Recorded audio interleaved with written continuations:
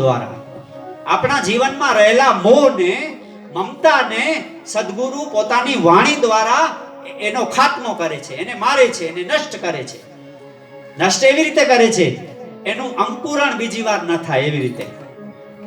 તો પ્રશ્ન એ થાય કે મોહ એવું શું છે? મોહ એવી કઈ વસ્તુ છે કે જે વ્યક્તિને આટલો બધો પરેશાન કરે છે? અને ગુરુની વંદનામાં મોહ શબ્દ લખવો પડે તુલસીને. મોહ છે શું? શાસ્ત્રીય ભાષામાં મોહને અજ્ઞાન કહેવાય. આપણી સાદી ભાષામાં મોહને મૂઢતા કહેવાય. અને મોહ, મમતા કોઈ પણ વ્યક્તિના જીવનમાં થતી જ હોય છે. અને એ 5 જગ્યા ઉપર થાય. કોઈ પણ વ્યક્તિને પહેલી વસ્તુમાં મોહ થાય. આપણા ઘરે કોઈ પણ વસ્તુ આપણે પડી હોય અથવા તો લઈ આવ્યા હોઈએ તો એ વસ્તુમાં આપણને એક જાતનો મોહ થાય.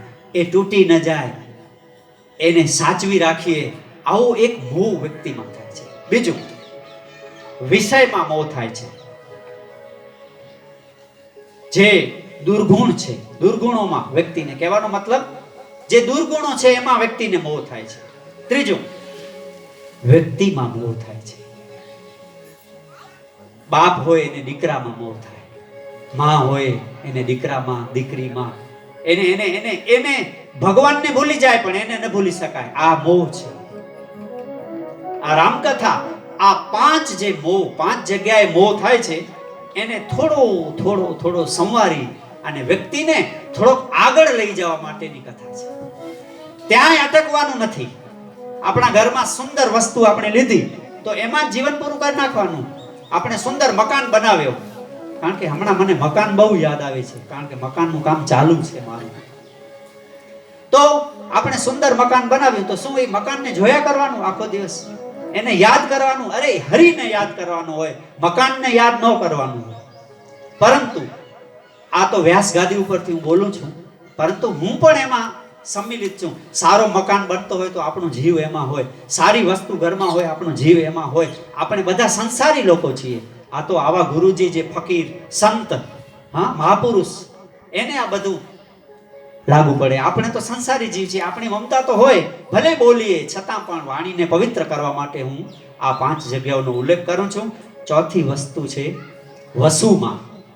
વસ્તુ એટલે ધન, વસુ એટલે ધન. પૈસામાં વ્યક્તિનો મોહ થતો હોય છે. આગળની વસ્તુ છે, આપણે જે સ્થાનમાં રહેતા હોઈએ ત્યાં મોહ થતો હોય છે.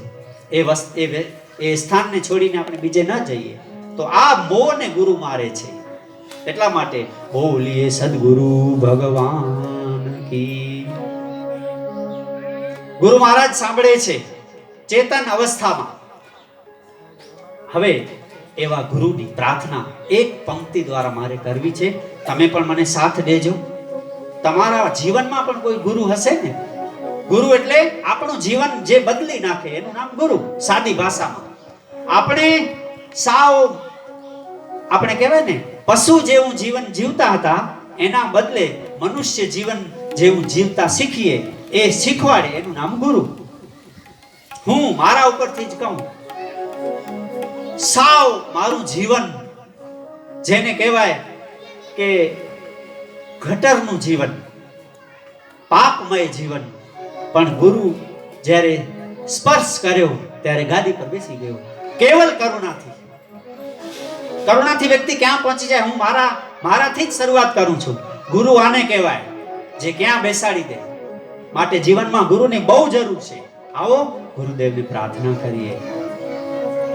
गुरुदेव मेरी नैया उस पार लगा देना. મહારાજ સાંભળે છે વિજયભાઈ, એને આપણે પ્રાર્થના કરીએ કે ગુરુદેવ મેરી નૈયા उस पार लगा देना. अब तक तो निभाया है, आगे भी निभा लेना. અત્યાર સુધી તો મને નિભાવ્યો છે, મારી ભૂલોને તે સ્વીકારી છે, મારી ભૂલો સહિત તે મને સ્વીકાર્યો છે. હવે આગળ પણ તું મને સ્વીકારજે. दल बल के साथ माया घेरे जो मुझे आकर। શિષ્ય કહે છે કે માયા મને જો ઘેરી લે ને ત્યારે તારે તું શું કરીશ? તુમ દેખતે ન રહેના, તું આમ દેખતો ન રહેજે કે ભલે દુખી થાય, પકડી લેજે બાણ, પકડી લેજે એનો હાથ, કારણ કે હું તારો છું એટલા માટે.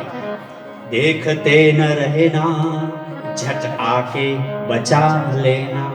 અને છેલ્લી પંક્તિ, संभव है कि झंझटों में मैं तुझे भूल जाऊं. હું સંસારી જીવ છું, કદાચ મારા કર્મમાં હું તને ભૂલી જાઉં. અને વાતે સાચી, આપણે આખો દિવસ હરી યાદ આવે છે? છાતી ઉપર હાથ રાખીને કહેજો, નથી આવતો. ક્યારેક જ્યારે એનું મંદિર જોઈએ, ક્યારેક મૂર્તિ જોઈએ, ક્યારેક આવી કથામાં આવીએ અથવા તો ઘરે દેવ મંદિર જોઈએ ત્યારે ઠાકુર યાદ આવે. બાકી 24 કલાક તો આવા સંતો મહાત્માઓને યાદ આવતા હોય, આપણે ના આવે તો કદાચ આપણે નામ ભૂલી જઈએ ગુરુદેવનું. संभव है कि झंझटों में मैं तुम्हें भूल जाऊं, पर नाथ दया करके मुझको भुला ना देना. તું મને ન ભૂલી જતો, બસ આટલું જ કરજે. આવા ગુરુદેવના ચરણોમાં આપણે પ્રાર્થના કરીએ અને ગુરુદેવની જે પંક્તિ છે એનું ગાન કરીએ અને પછી આપણે આગળ વધીએ. સદગુરુ સદગુરુ પુકારા કરેંગે, गुरु धाम धूली में गुजारा करेंगे. सदगुरु सदगुरु पुकारा करेंगे, गुरु धाम धूली में गुजारा करेंगे.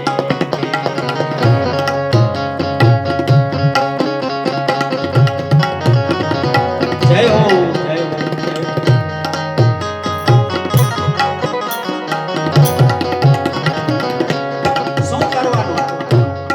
દિવસમાં સવાર સાંજ જ્યારે પ્રાર્થના આપણે કરતા હોઈએ ને ત્યારે પુકાર કરવો. રાવત ભગત એમ કહે છે કે પુકાર કરવો એ પંથ અમારો.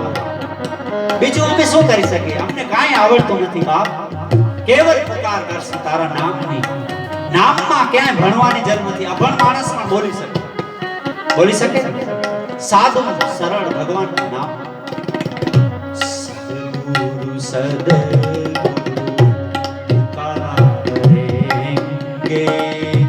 गुरु धाम धूली में गुजारा करेंगे.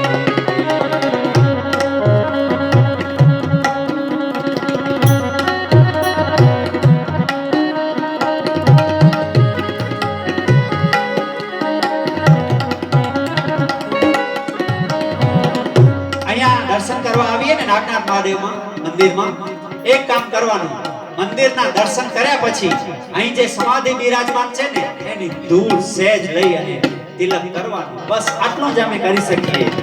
ગુરુ ધામ ધૂલી में गुजारा करेंगे. હવે આજ રાગમાં ગુરુજીની ચોપાઈ લઈ રહ્યો છું. પહેલી ચોપાઈ, રામાયણની પહેલી ચોપાઈ શરૂ થાય છે.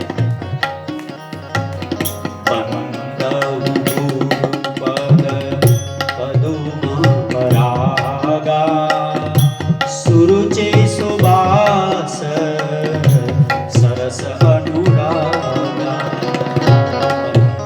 गुरु पद पदुम परागा.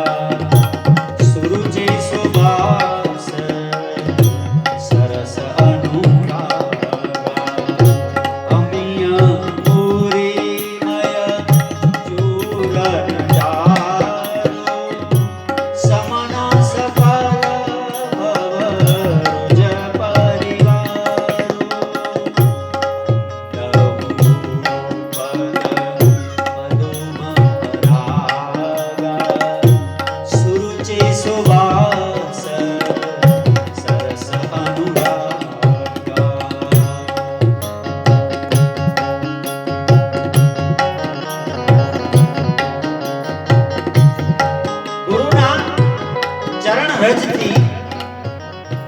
આપણી આંખ શુદ્ધ થાય છે, આપણું મન પવિત્ર બને છે.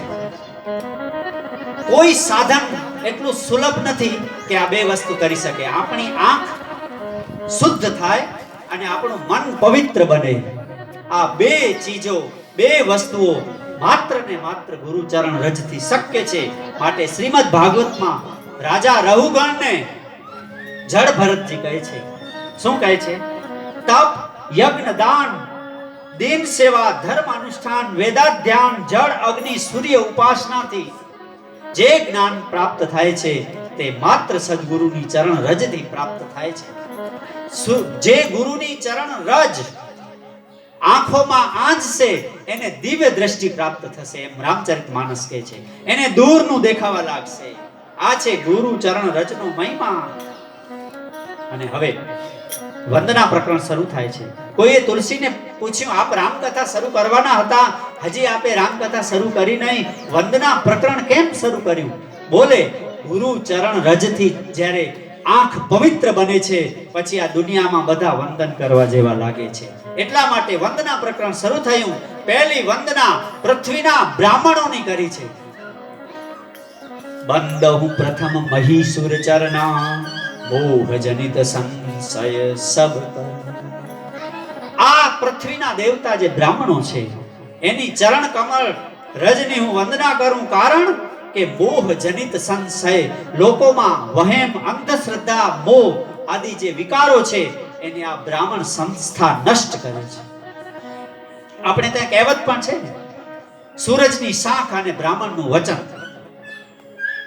રામચરિતમાનસમાં એમ લખ્યું છે કે બ્રાહ્મણ સર્વદા પૂજ્ય છે, સર્વદા પૂજ્ય છે.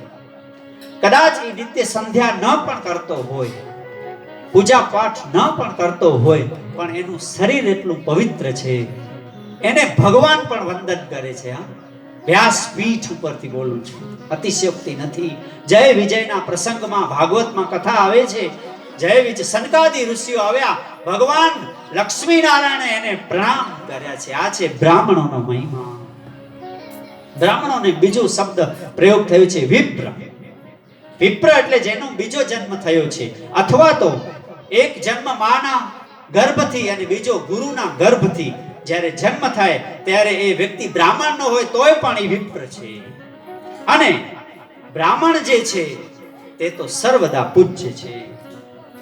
બંદહુ પ્રથમ મહીસુર ચરણા, મોહ જનિત સંશય સબ. પછી સાધુની વંદના કરી છે. સાધુ એટલે કોણ? સાધુ એટલે જે સજ્જન છે, જેનું જીવન સાદું છે, જેનું જીવન સરળ છે, જેનું જીવન સમાજ સામે છે, એવા સાધુ પુરુષની વંદના તુલસીએ કરી છે આ ચોપાઈ દ્વારા. સાધુ ચરિત શુભ ચરિત કપાસુ, નિરસ વિશદ ગુણમય ફલ જાસુ. જો સઈ દુખ પર છિદ્ર દુરાવા, વંદનીય જહી જગ જસ પાવા. સાધુની વંદના કરતા તુલસી લખે કે સાધુનું જીવન કપાસ જેવું છે.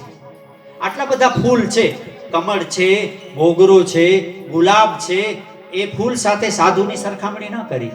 સાધુની સરખામણી કપાસના ફૂલ સાથે કરી. શું કામ? સંતો એના ઘણા અર્થ આપે છે. કપાસના ફૂલનું પહેલું ગુણધર્મ છે એ ચોખ્ખું છે. સાધુ ચોખ્ખો હોય, એમાં મેલ ન હોય, એમાં પાપ ન હોય, એમાં દોષ ન હોય, એમાં છલ ન હોય, એમાં કપટ ન હોય, એમાં દંભ ન હોય, એમાં પાખંડ ન હોય.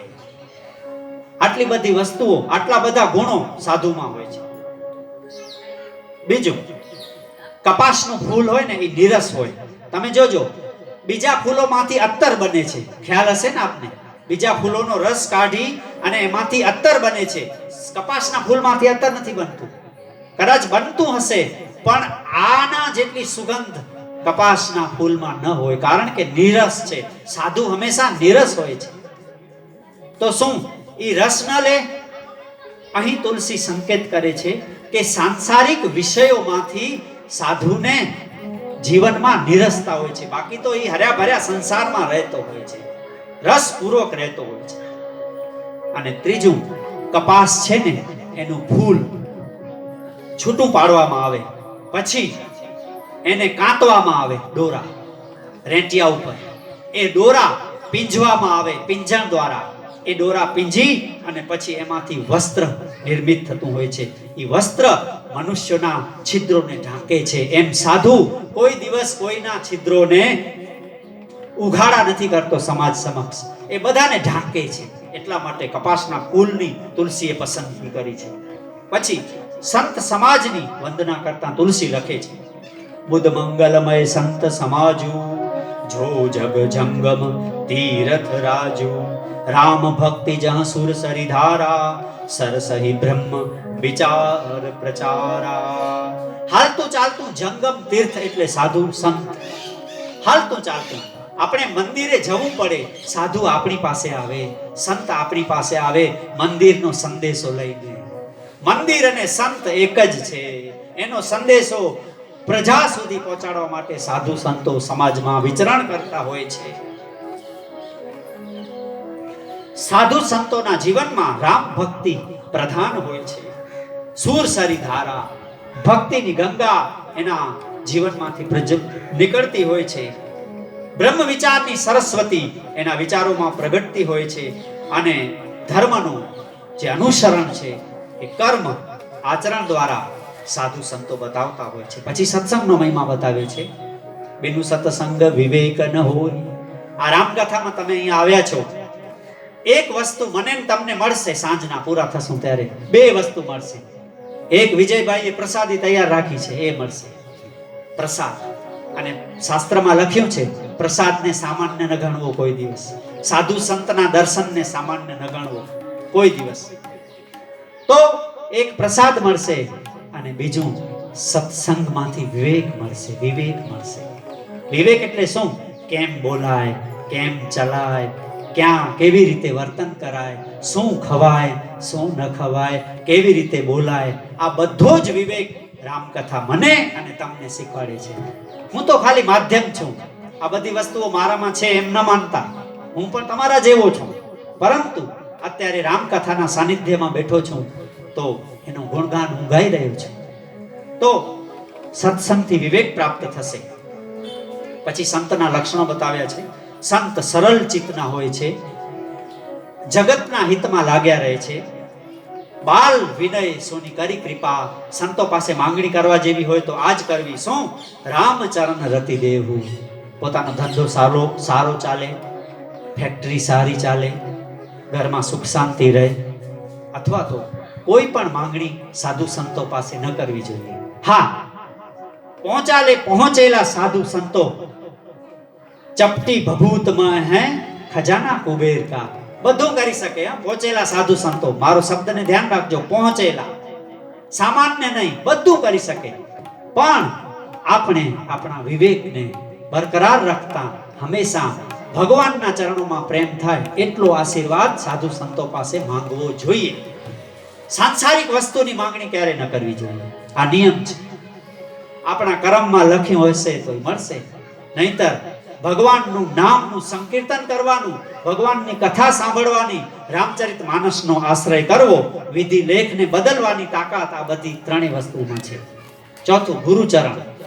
આ ચારમાં વિધિ લેખ મિટાવવાની તાકાત છે. આ કરો, આ કરીએ, માંગણી શું કામ કરવી? તો સંતના લક્ષણો બતાવે છે. સરળ ચિત્ત હોય છે, એના પાસે પ્રાર્થના કે મને રામના ચરણોમાં રતિ પ્રદાન થાય એવા આશીર્વાદ આપજો. અને લોક સાહિત્યમાં કહે છે કે તાત મિલે પુની માત મિલે સુત ભ્રાત મિલે જુગતી સુખદાઈ, રાજ મિલે ગજ વાજ મિલે સબ સાજ મિલે વૈકુંઠ, લોક મિલે પરલોક મિલે વિધિ લોક મિલે વૈકુંઠ में जाई, सुंदर और मिले संत समागम दुर्लभ बाई, संत समागम दुर्लभ बाई, संत समागम. આટલું બધું દુર્લભ છે, આટલું બધી વસ્તુઓ મેં તમને બતાવી, પણ સંત સમાગમ દુર્લભ છે. આટલી બધી વસ્તુઓ સુલભ છે પણ સંત સમાગમ દુર્લભ છે. કોઈ પહોંચેલા મહાન સંતનો ભેટો, એના દર્શન, એના મુખમાંથી નીકળતા વચનો એ બહુ મુશ્કેલ છે, મળવા બહુ અઘરા છે. માટે સંતને એક પ્રાર્થના કરી લઈએ, એક જ મિનિટ. મેં તો સુધરે એ જાણીને તમને સેવી, મેં તો સુધરે એ જાણીને તમને સેવી.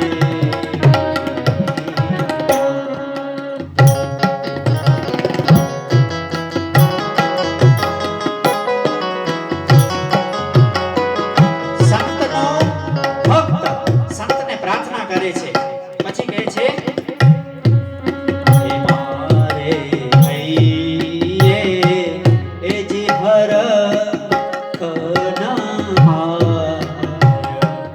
એ સમાગમ સંત એ તો સુધ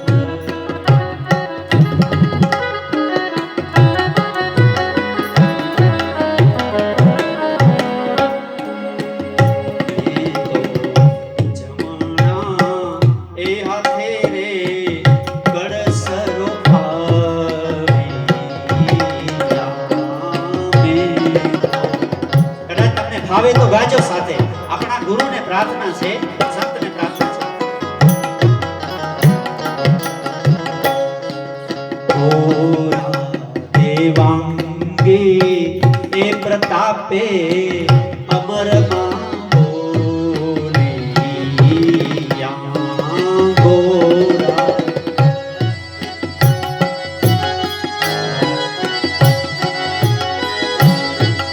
સંત દેવીદાસને અમરમાં કહે છે તારા ભગતો ની શરણ મારા એ જીવન ભલે ને જાય.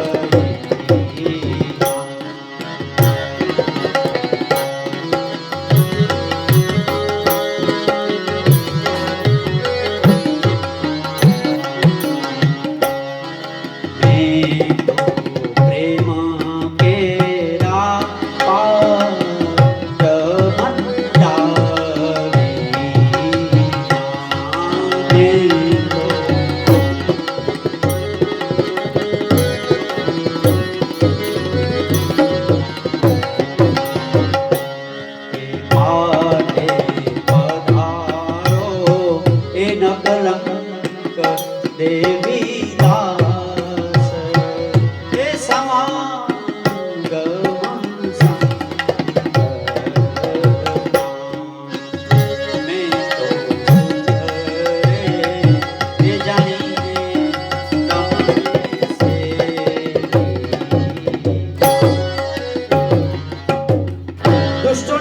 કરી છે, ફલોની વંદના કરી છે, રાક્ષસોની વંદના કરી છે. તુલસી બધાને પ્રણામ કર્યા છે અને પછી આખા જગતને સીતારામમય માનીને તુલસી લખે છે. રામાયણનો અસલ રાગ, નરેશભાઈ, અસલ રાગમાં એક જ ચોપાઈ હું ગાઈશ, જે આદિ રાગ છે એનો કે સિય રામમય સબ જગ જાની, કે સિય રામમય સબ જગ જાની, કરહું પ્રણામ જોરી જુગમાની. આખા જગતને સીતારામજીનું સ્વરૂપ માની અને હું પ્રણામ કરું છું. તુલસીને કોઈએ પૂછ્યું આ રામચરિતમાનસમાં શું છે? બોલે એહી મહારઘુપતિ નામ ઉધારા, અતિ પાવન પુરાણ શ્રુતિ સારા. આમાં રામનું નામ ભરેલું છે. મંગલ ભવન મંગલ હારી, દ્રવહુ સો દશરથજી રવિહારી. પછી કહે છે ભગવાન રામ કેવા છે?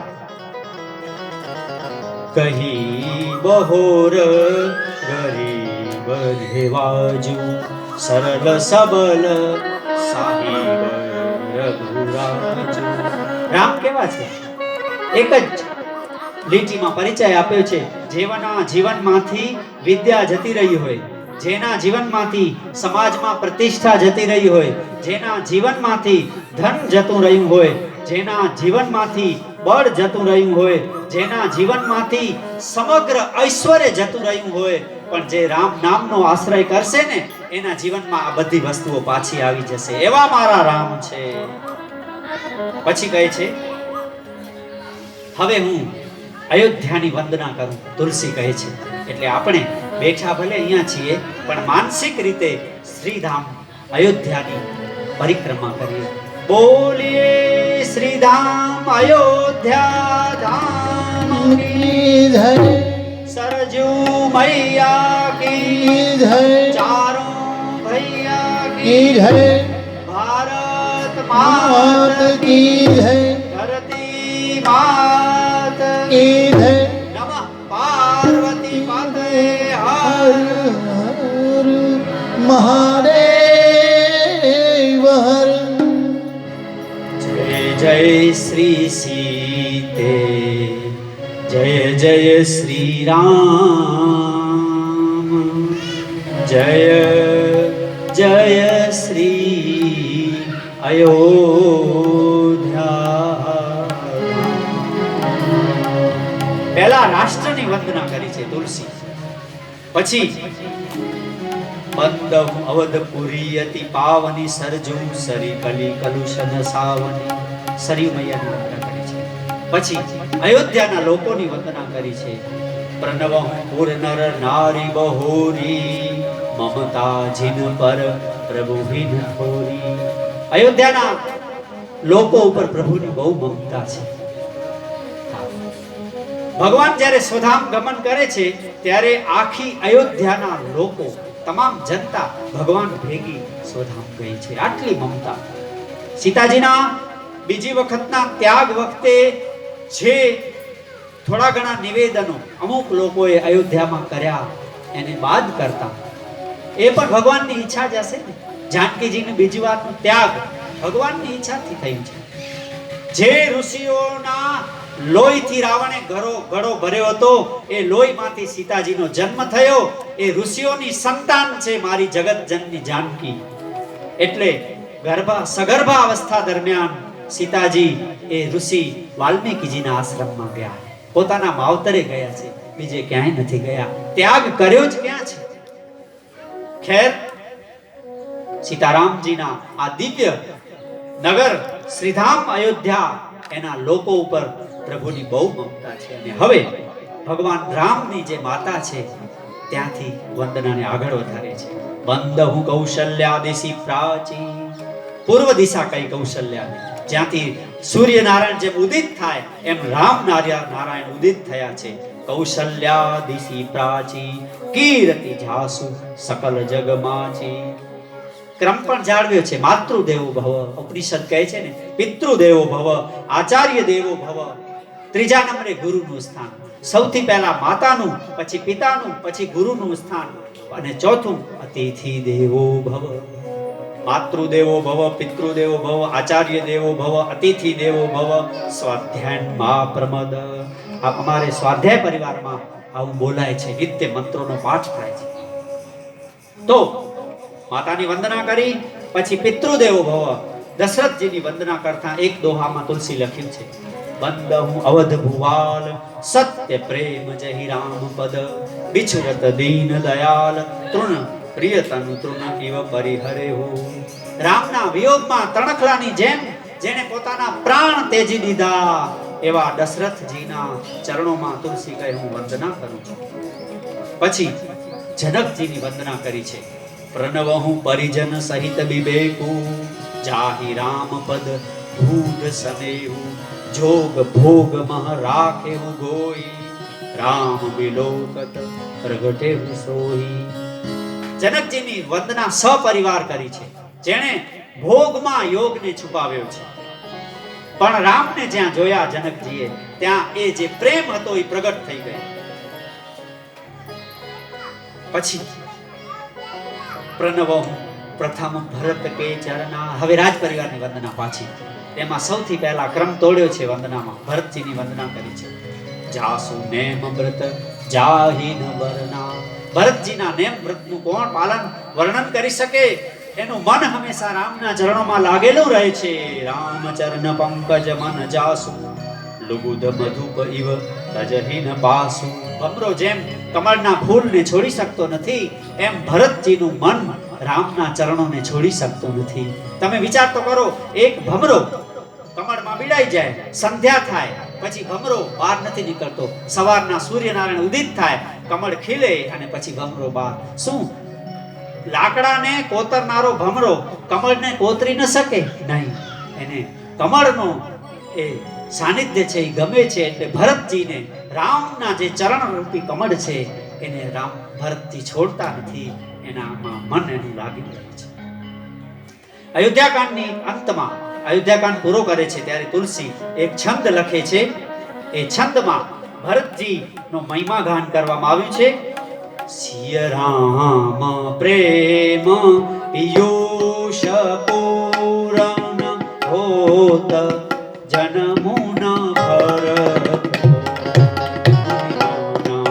અગમ જમનિયમ સમ દમ વિષમ વ્રત આચરત દુઃખદાર દારિદ્રમ ભદૂષણ સુજસ વિષ અપહરત કલિકાલ સે તુલસી સઠાને હઠી રામ સન્મુખ કરત